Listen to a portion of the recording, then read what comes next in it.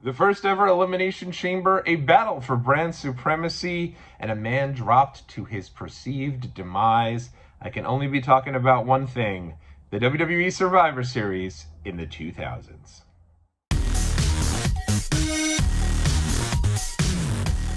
What's up, world? It's your boy Tommy on the spot for Watchalong Wrestling. Thanks so much for checking out the video here today. I am so excited to go traveling back to the 2000s as we look through it, of course, through the Survivor Series main event lens, ranking every Survivor Series main event from worst to best. And this is actually the second part of a series. If you haven't done so already, strongly encourage you to check out part one of the series. I'll go ahead and throw a video link down in the description below or in the comment section so you can go and find that video rather easy. In that video, we went through the kind of that golden era of Survivor Series, if you will, starting off in the Hogan era and working all the way through really the Attitude era for WWE, starting in 1987 through 1999 and breaking down and ranking all of those main events from worst to best. And similarly, that's what we're going to do in this video today. And this is even more of a change of the landscape, I think, of WWE during this period, because you're kind of starting off right there toward the tail end of the Attitude Era. For me, the Attitude Era ends with WrestleMania 17. And so for me, this is kind of nearing the end of the Attitude Era with Survivor Series 2000. And then from there, you kind of work your way through that Invasion Era, if you will. And then obviously my favorite era of WWE, the Ruthless Aggression Era. And then all the way through that era into the beginning of really the kind of Cena-led PG era for WWE. And that is all the ground that we're going to cover today. I'm excited to get into this. For those who don't know, I've been doing rankings of pay-per-view main events all year, starting with Backlash, and we'll work my way all the way through WrestleMania at least, and who knows, maybe we'll find another way to continue these rankings in some other capacity, even when we're finished with that. But I've been having so much fun doing it, and what I do is I usually will start with the opening video package of the pay-per-view, then I'll usually go to the end of the show where I will watch the video package for the main event, the full main event, and then all the way through the end of that show. It allows me to kind of take myself back to what the build for the match was, also the time period, the significance of each one of the matches, and I factor all of that into the ranking. So obviously I look at the historical significance. For me, there's always probably a lean towards that storyline development, and then obviously the in-ring work. But of course, the number one determinant in picking together these rankings is this guy, the Big Cheese, wearing this red striped shirt here today. These are my rankings. At the end of the day, if you disagree, you can go ahead and let me know in the comment section below. If maybe I enjoy Made in the USA Lex Luger a little too much, you can let me know in the comment section, and we will take it from there. But certainly, I'd love to hear your rankings on the reel.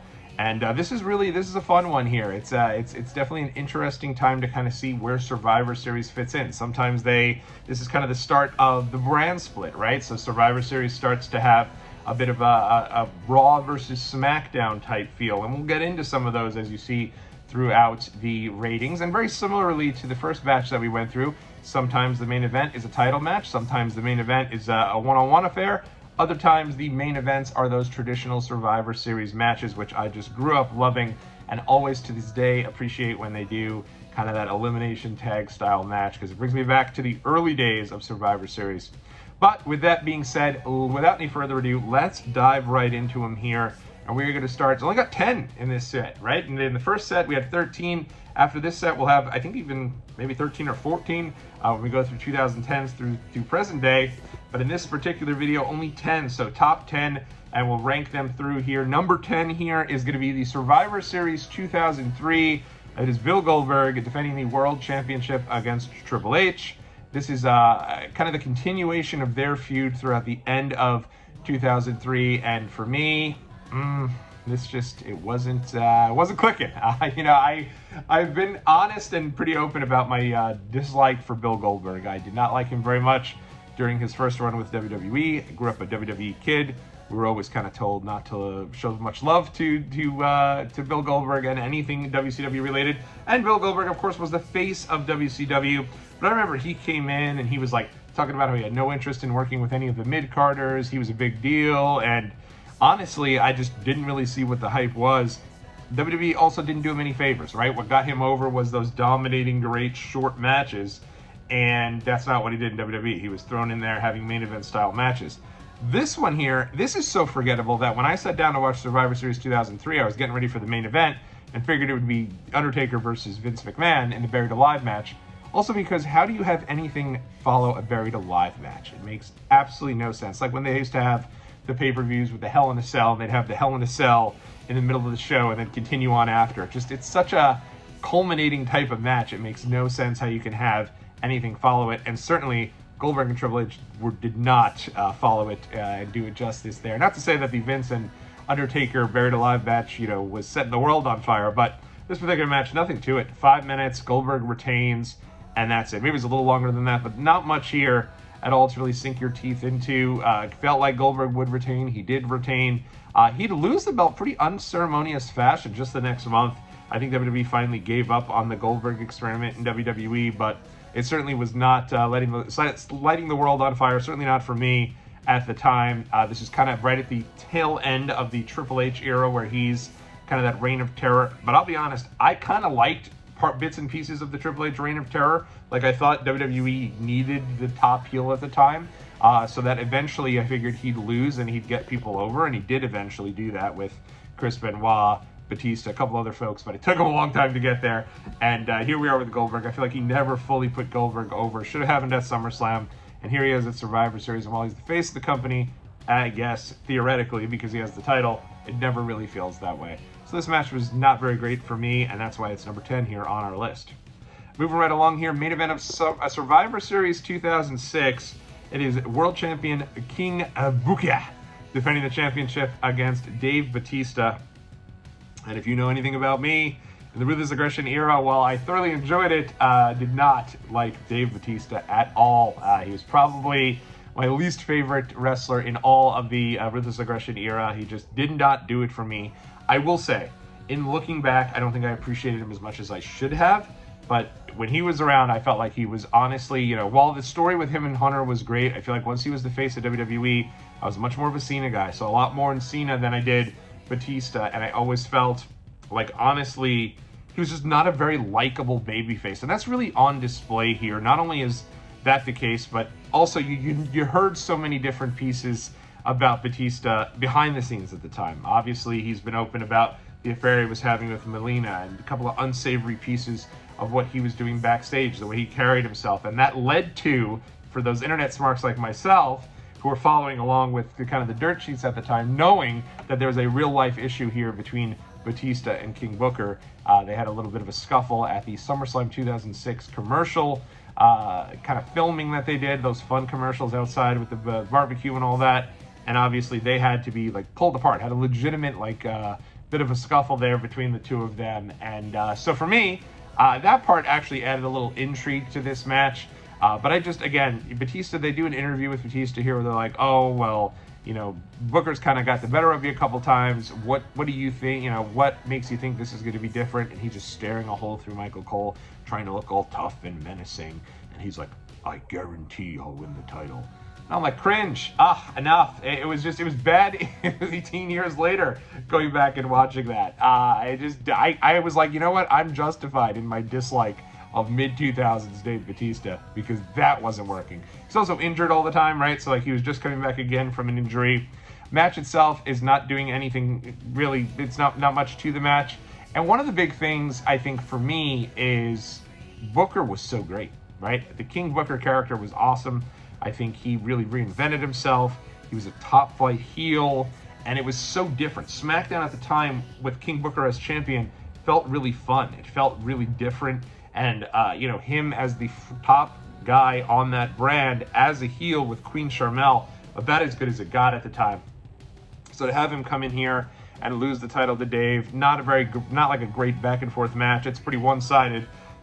Batista wins the title, and when he does have this pretty cool emotional, I did it, I got it done. But also it doesn't really fit the character, right? He's super jovial at the end and so pumped up that he won the title. But at the end of the day, this is this big guy who's so intense, who we just saw there looking like he was just going to beat somebody up. And now he's so pumped up, smiley wily, holding the title in the air. It did feel like there was honestly a piece of it here. It just didn't work for me. Moving right along, we're going over to Survivor Series 2008. John Cena taking on Chris Jericho for the title here. And this is John Cena's big return home to the TD Bank Garden in Boston, Massachusetts, the arena he grew up going to and watching WWE matches for many years. And I'll say this, the build to this I loved. They had this amazing song by Ryan Starr, who was on kind of the CBS equivalent of, I think it was the Rockstar Supernova, which was like the CBS equivalent of American Idol. And he put out this song called This Could Be the Moment, and they had this entire deal kind of set to John Cena and showing him growing up and coming back and having this big return match, interviewing all these people that meant a lot to him and saying, hey, John is coming back. John's going to be doing this. John's going to be there to really, you know, come back and take what's rightfully his. Because remember, Cena had been injured. Now, Cena had been injured actually at the end of 2007, and I think what happened was he rushed back super quick. You remember the incredible moment at Royal Rumble 2008 when he comes into the ring and he's, you know, makes the big return at number 30. And it's this great moment, but it is like, whoa, dude, you're supposed to be out a year and you were out like 3 months. So I think he probably rushed back, ends up getting re-injured here at SummerSlam 2008. And so his return is just a couple months later here at Survivor Series.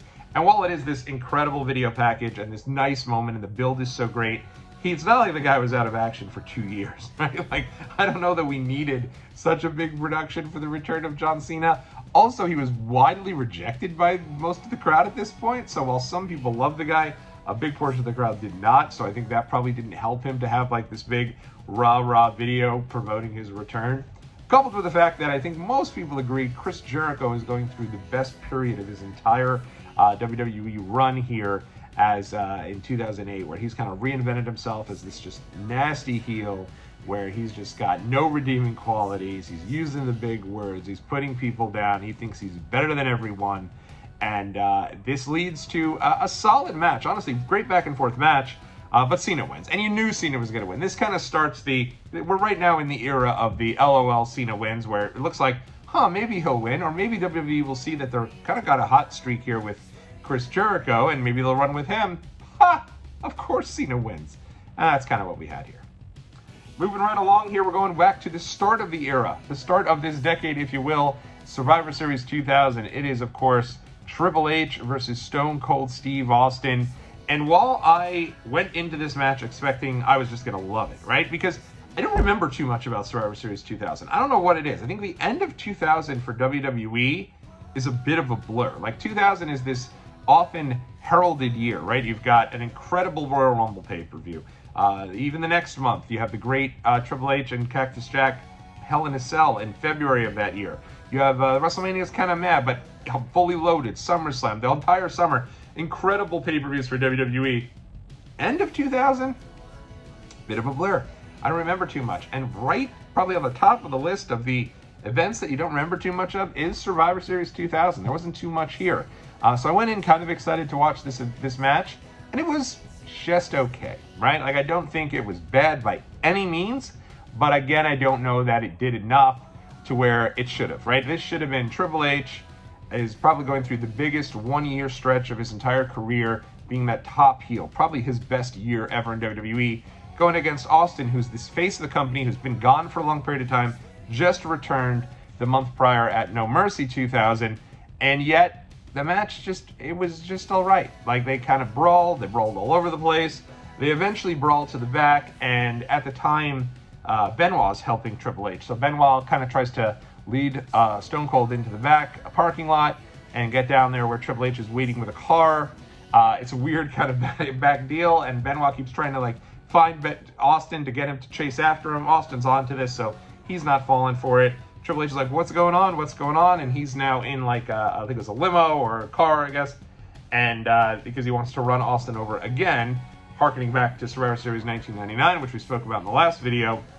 And it never happens because Austin shows up. He's got a forklift, and he legitimately lifts the car Triple H is in as high as it can go, flips it over, and the show ends with Triple H. And they this like, Austin's in the forklift, and he's looking at Hunter, and Hunter's looking at Austin. He's like, no, no, no, please don't do it. And Austin flips the car, and it comes bang. And there's like no way possible that Triple H would have even survived this. So at the end of the day, you're left to think Triple H is dead. But he is done. You're never going to see Triple H again. And I do know that I went back and I listened to, I think it was the Something to Wrestle with Bruce Pritchard about this, and I think the thought was Triple H was very hurt. They didn't know how long he was going to be injured for and how much action he was going to have to miss.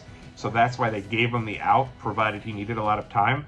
But he ended up not needing any time. So Triple H comes back like just a couple weeks later, which killed the entire big angle here, and ends up where they say, oh, he escaped. But there was like no way possible he would have escaped.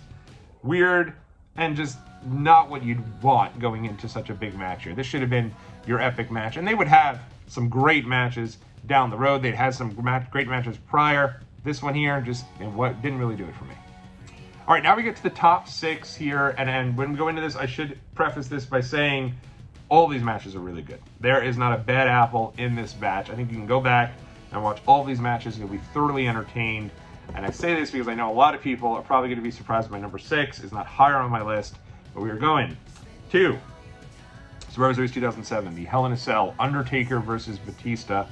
Again, great match. I just really like the top 5 here. The top 5 for me are some of my favorite matches in Survivor Series history. But this one's a great one. It's, you know, you're really culminating a great feud between Batista and Undertaker that even a hater like myself and Batista hater and myself had started to come around on Dave here. Now in 2007, I started going, all right, this guy can go, right? Like, he clearly does care about this. He's given 110%. Great matches with Undertaker throughout the entire year. And they have a really good culmination here inside a Hell in a Cell. They absolutely kill each other. I think Batista's an underrated Hell in a Cell participant. I think his Hell in a Cell with Hunter at Vengeance 05 is really good and almost underrated in some aspects, because you're not going to get, you know, the big bump off the top of the cell. But I think they utilized the Hell in a Cell and had really good storytelling with that Hell in a Cell throughout. So it's a brutal match. And it ends with Edge entering Hell in a Cell, posing as one of the cameramen. Now, while in Hell in a Cell, I do probably prefer a clean finish one way or the other. I don't think you need a schmaz. But this kind of works because it immediately leads to Edge's, you know, he does a little stuff with Batista, but more importantly, he eventually will keep this going here with a feud with The Undertaker that leads to the WrestleMania main event and will continue all the way through 2008 and culminate at Hell in a Cell 2008 at SummerSlam 2008. So, in my opinion, it's kind of cool that they weaved all these stories together and that they really, between the 3 of these guys, ended up getting 2 years of programming out of it. Again, great match here. I can't complain one way or the other. I thought it was awesome. It's just when I look back at Survivor Series, there were a few that I had ranked higher. Just like number 5, Survivor Series 2004, Team Orton versus Team Triple H. So not only do I love that it's a traditional Survivor Series match, main eventing the Survivor Series, but I love the idea that there were stakes involved here. The storyline going into this is that Eric Bischoff, who is the general manager of Raw, was going on vacation. He was going to be gone for a bit. And rather than them just coming out and saying, okay, we're going to appoint someone else to fill in as GM, they instead put the stakes of Raw general manager up for grabs at the Survivor Series, meaning that whoever won, whichever team were to win here, would have control of Raw for an entire month. And each week, a different member of the winning team would be the Raw general manager. Pretty awesome. Not only is it awesome because it makes like you have rooting interest in the actual pay-per-view, but you then now needed to watch and see how each one of the winning team members would lead Raw and be that Raw general manager. And so it was a completely different set and a completely different show, rather, for Raw each week based on whoever was leading the show and whoever was the Raw general manager, which I just loved. I thought it was such a cool concept, and I just really got a kick out of the teams here. You got Triple H, who's obviously your world champion, Batista, who's with him in Evolution. You have Gene Snitsky, who's like a brand new guy kind of on the rise, out of nowhere, who like just shows up, punts Kane and bleed his baby, says it wasn't his fault, and now suddenly he's like getting a big push here as an on the rise heel. And Edge, another guy who just recently turned heel and is now on his rise to maybe break through that mid-card finally. He's been kind of up against that glass ceiling, trying to push through, which he inevitably does as the rated R superstar. And I loved heel Edge. I thought he was great, and you really start to see him come into his own right around this period of time. He's just turned on Chris Benoit. They were the champs, and so he's now solidifying himself on the heel side. On the babyface side, you have team captain Randy Orton, who's they're still trying to see if maybe they can move forward with Randy Orton as the top babyface coming out of his title run at SummerSlam 2004, even though it does seem probably a little soon for him coming out of Evolution, still only being 24 years old. You have Y2J Chris Jericho, who's like kind of your, veteran type guy, been around a while, and you can clearly see that towards the end of 2004 through 2005, he's nearing the end of his WWE run. You can see he's got other interests going on. You're hearing a lot more about Fozzy, so he's kind of on the way out. Chris Benoit, who unfortunately is on the way out of the main title picture after getting the title just the same year at WrestleMania 20, but it's clear that like his time in the spotlight is over, but he's still there. And then you have Maven. Now, I am a Tough Enough fan. I'm a mark for all things Maven. And here I am back in 2004, completely blown away. Maven hasn't done anything in WWE from 2003 through 2004, and yet here he is, somehow thrust into this main event picture. So now not only am I like, Maven's in the main event, but if Maven wins, he's going to be the general manager of Raw. It was insane, and it was just so fun to see, like, your Survivor Series matches should always have one or two guys who are on the rise or have no business being there. And for me, that was Gene Snitsky, that was Edge, and that certainly was Maven. And I love this. I thought this was so great. And not only is Maven in the match, but he gets taken out earlier in the night, and it looks like he's not going to make it. But then he does a hope spot and returns, busted up head and everything, to get involved, and ends up taking a hellacious chair shot that he actually broke down on his YouTube from Gene Snitsky. It is brutal, and Maven continued to take some of these insane chair shots back in the day throughout his short run in WWE. But I love this, and I remember at the time there was also thought that maybe Maven would join Evolution and replace Randy Orton, or I know at one point there was definitely talk of Maven joining Evolution, which I really wanted, because I figured anyone who'd get an Evolution was probably going to be a guy they were going to be invested in for the future. It just wasn't to be, unfortunately, for Maven. But match comes down to Randy Orton. He gets the win here. And, of course, another piece of this that you kind of started to see going into the build for Survivor Series was the part of the time where I think everyone started to really get behind Batista, because there's this backstage vignette on Raw where Triple H has the title kind of beside him.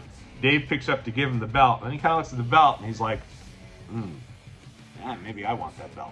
And he doesn't say anything. He just has this facial expression. But that right there kind of sets the wheels in motion and the gears turning for what would end up being the Batista push that led him all the way through the main event of WrestleMania 21. And honestly, a great 2005 for him as one of the new faces of WWE. Moving right along here, number 4. John Cena defending the WWE Championship against Generation X. Well, of course, it was a triple threat match. John Cena versus Triple H versus Shawn Michaels. But at the time, Triple H and Shawn Michaels were a part of the Generation X, and it was an interesting concept this year for Survivor Series, because what they did was they took the two champions, Undertaker and John Cena, and had them really defending their championships in triple threat matches against, in essence, the two biggest teams in WWE at the time. On one side, you had the Generation X, Triple H and Shawn Michaels. On the other side, The Big Show and Chris Jericho, known more commonly as Jeri-Show. So while you didn't have your traditional tag teams, it was kind of cool to see suddenly the tag team championships really elevated to the main event scene, because they were being held by folks that have all held world titles in their time. So this, to me, was an interesting dynamic, and I love this match. And I think one of the reasons I'm so nostalgic for this match and really for this show is not because I was at Survivor Series 2009 proper, but more so because I was at the Go Home Raw before Survivor Series 2009. This was held at Madison Square Garden, and it's one of my favorite live memories. And a couple of different trials and tribulations along the way. I remember my buddy Matt's girlfriend at the time had gotten 3 of us tickets. She got to the city early to try to get tickets, and called us up, said I got tickets, but I didn't even bother going to the box office. Someone sold them to me, and as soon as I heard that, I was like, these tickets are probably fake. And then I saw the tickets, and I knew they were fake, and they still sent me in to make sure that they were fake. I scanned the tickets. The second that buzzer went off at MSG, I was surrounded by probably about 10 huge dudes in suits, and they took me out of the building as quick as I had gotten in. And I just explained, I'm sorry, we bought these tickets, and they ended up being fake. While they were apologetic, there's nothing they could do, so we had to go buy a second set of tickets at MSG. But it was all well worth it. Such a great show. This is the episode of Raw, if you don't remember, where Kofi Kingston drops the boom boom leg drop from the rafters onto Randy Orton through a table. There's a cool confrontation between Roddy Piper and Vince McMahon. And the main event of this show was like the perfect main event to get you set and hyped for Survivor Series. It was the team of John Cena and The Undertaker teaming up to take on the team of Triple H and Shawn Michaels. against the team of Jericho. So it was a triple threat tag team match, only 7 minutes in length, but so much fun to see these entrances at MSG Live. It felt like a real kind of almost end of an era for me, and I remember being there for that Undertaker entrance and really taking it in. I felt like that was probably the last time I'd see Taker. Of course, he'd go on to wrestle for another 10 years, but neither here nor there. This match, though, Survivor Series 2009, is such a fun one. It immediately begins. The idea here is DX doesn't care who gets the belt. They are going to basically just make sure it's coming home with DX. They ring the bell, bang, sweet chin music. Shawn Michaels nails Triple H with the sweet chin music, and now he's out of the equation for a while there from that. And that was a huge, shocking moment. Great way to start off the particular match. And, you know, it was kind of cool because it was like you expected that Triple H would be the one to turn on Shawn, but now here was Shawn turning on Triple H. Just such great stuff, and I just loved it. Three of these guys have always had great matches together, and this was no different.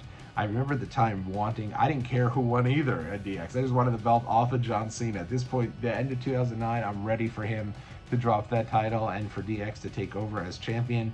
Obviously, 'twas not to be. John Cena retains the championship here, but a really fun, great match here. Tons of finishers in this, tons of near falls, over 20 minutes, and it's just so much fun. If you have not seen it in a while, go check it out. I absolutely love this match. Number 3 here, we're going to the main event of Survivor Series 2005. In my opinion, the best WWE Survivor Series, traditional Survivor Series match in which you were doing Team Raw versus Team SmackDown. They absolutely nailed it in 2005, and it was Team Raw, captained by Shawn, the Heartbreak Kid, Shawn Michaels, the tag team champions, The Big Show and Kane, Chris Masters and Carlito, and they went up against Team SmackDown, captained by the World Heavyweight Champion Dave Bautista, Randy Orton, Rey Mysterio, Bobby Lashley, and John Bradshaw Layfield. What a who's who of talent here, and I just love the way they kind of intertwined again. You had your tippy top guys, right? You had Shawn Michaels, Big Show and Kane, and this was the time, by the way, where Big Show and Kane are your tag team champions and probably used to the best that they had been in several years. As a team, they were just destructive. They were a legitimate force with the two of them as a duo. So they were really kind of right there. I mean, going up into this show, they're laying out Batista. They're looking like a legitimate threat to SmackDown. So they're right there, I'd say, with Shawn. And then on SmackDown, obviously, you have kind of the face of SmackDown, the World Heavyweight Champion, Dave Bautista, involved here, which I thought was such a cool twist. Obviously, also have Randy Orton and Rey Mysterio and Bradshaw, who were all well established in their own right. But then you also had some newcomers here. You know, you had Lashley, who had made the team, and I should also point out, unfortunately, Eddie Guerrero made the team, won his qualifying match against Mr. Kennedy to get into this match, and unfortunately untimely passed away prior to the match. But Lashley's here, he makes the match. He's brand new at the time, brand spanking new. Think about that, 2005, Lashley's in this match, and you know, he'd go on to eventually be going up against Umaga at WrestleMania 23 in 2007. So we're talking like 15 months prior to that, and he was green then, so he was really green here. But like, cool to see a new name and a fresh face in the main event scene. And then on Raw, you know, Carlito and Chris Masters, these guys were like two can't miss, super young prospects coming up in WWE. They were given opportunities pretty quickly into their run, and here they are standing side by side with Shawn Michaels representing the Raw brand. Really fun match here.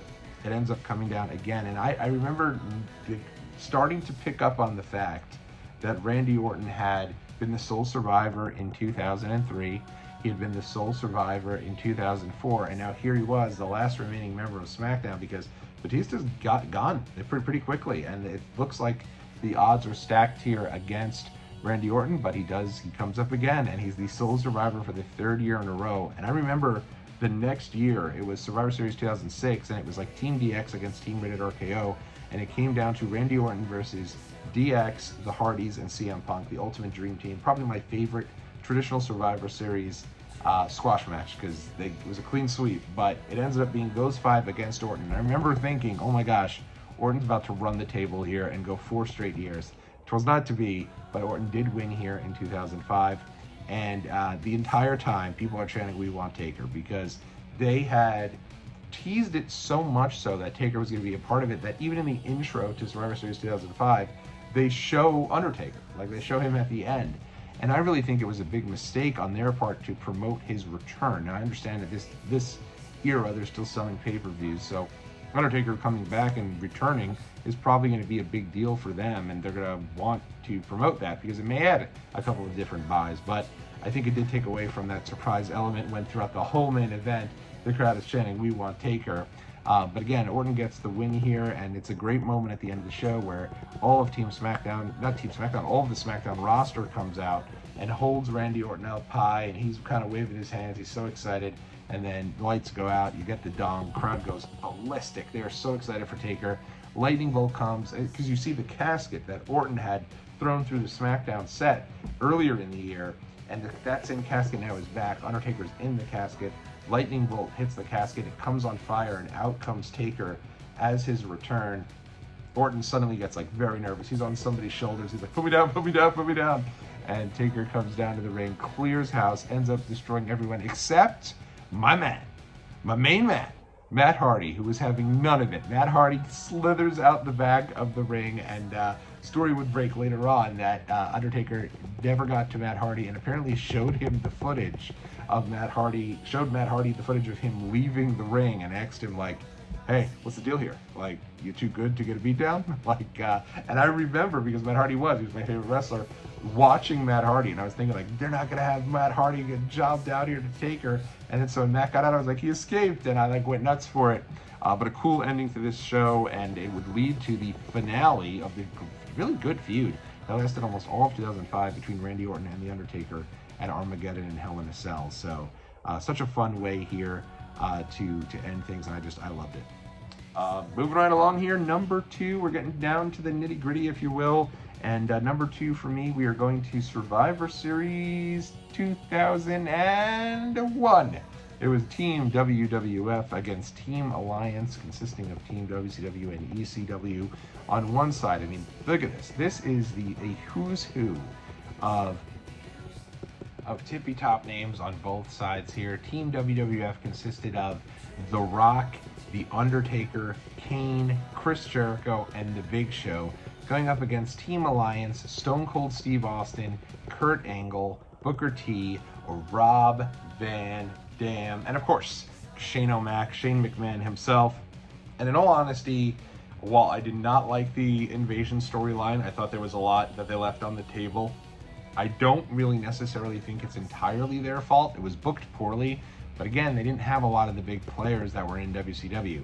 If they had Hogan and Hall and Nash and Steiner and Goldberg and all of those guys that little by little would trickle into WWE years down the road, I think that it could have been a much different and a much more successful invasion storyline. Instead, they wanted to, strike where the iron was hot, not lose any time after the close of WCW, and kind of intertwine it into the McMahon feud, because obviously Shane is the one who purchases the WCW and storyline out from under Vince McMahon, leading to their match at WrestleMania 17.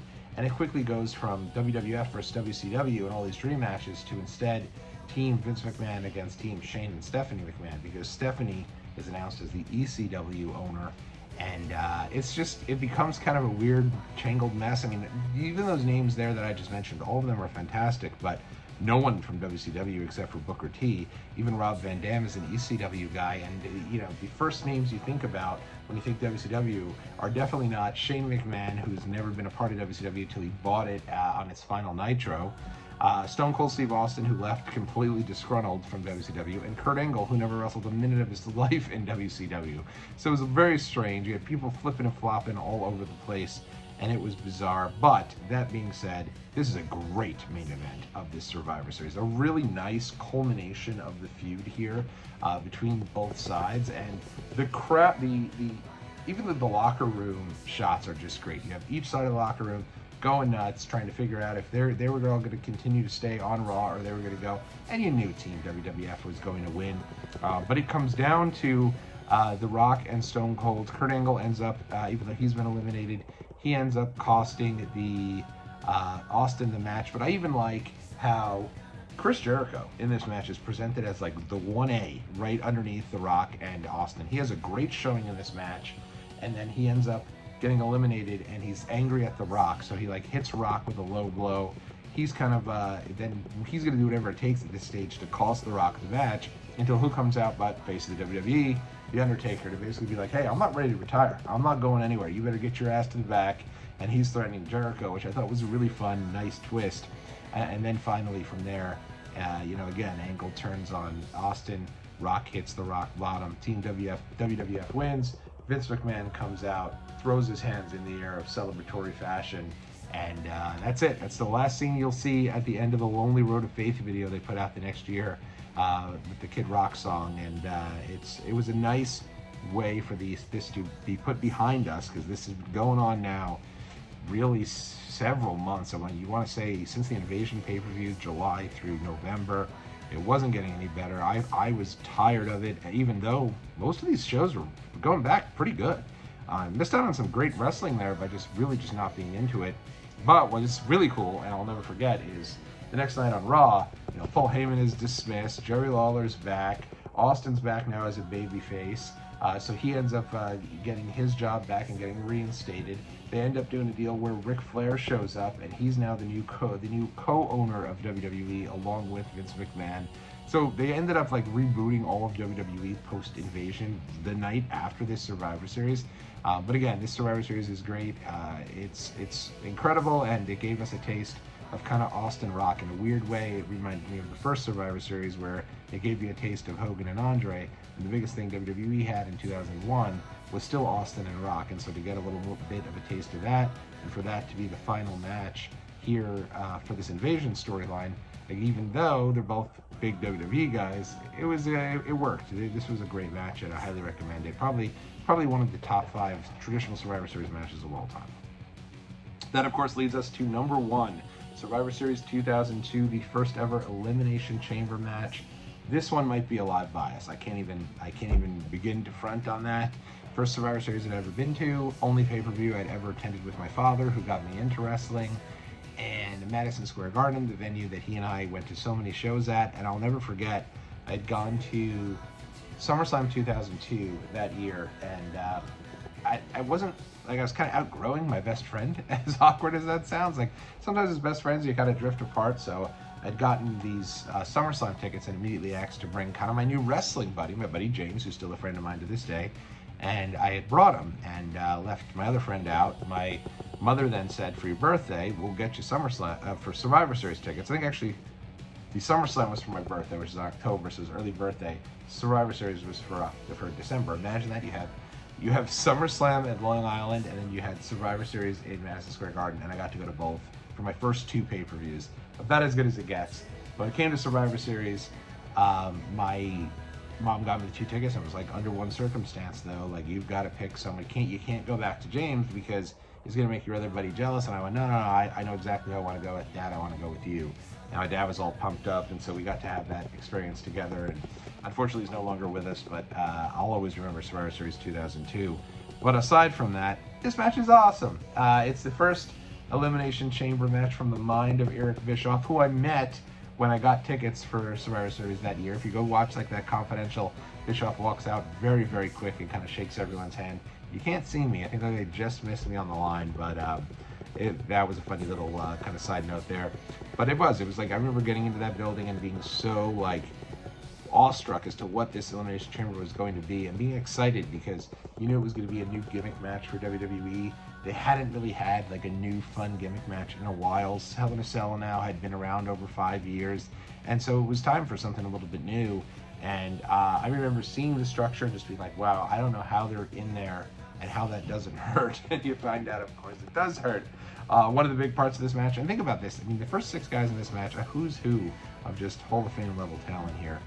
You had Triple H, Shawn Michaels, Chris Jericho, Kane, and Rob Van Dam in this match. And at the end of the day, it's just one of the, and Booker T as well. And at the end of the day, it's such a cool match. First off, RVD, about as cool as can possibly be. So you knew having him involved, he'd get involved and do something crazy. He does like a 5-star frog splash off one of the pods, but because it's kind of too close to the ceiling, he ends up not being able to fully extend and crushes and destroys Triple H's larynx. And it looked like Triple H was like having internal bleeding. It looked horrendous. Somehow Hunter stays in there and continues what he was doing. And really, for me, The biggest part of this match is that Shawn Michaels was a part of it. I had been there for his return, obviously, at SummerSlam 2002. He against Triple H.